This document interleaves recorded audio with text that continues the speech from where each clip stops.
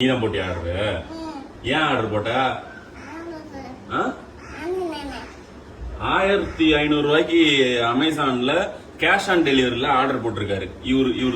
இவர் வயசு வந்து 2 வயசுல கேஷ் ஆன் டெலிவரியில அமேசான்ல ஆர்டர் போடுறாரு. அதுவும் எவ்வளவு தெரியுமா? சாதாரண 100-200 பொருள் ஆர்டர் போடல. எனக்கு ஷாக்கு. என்னடா இது, யாரு ஆர்டர் போட்டிருப்பான்னு தெரியலன்ட்டு அப்புறமா கேட்டா நான் தான் ஆர்டர் போட்டேன்றாரு. பாருங்க, அது 100-200 ரூபாய்க்குலாம் இவர் ஆர்டர் போட மாட்டாரு.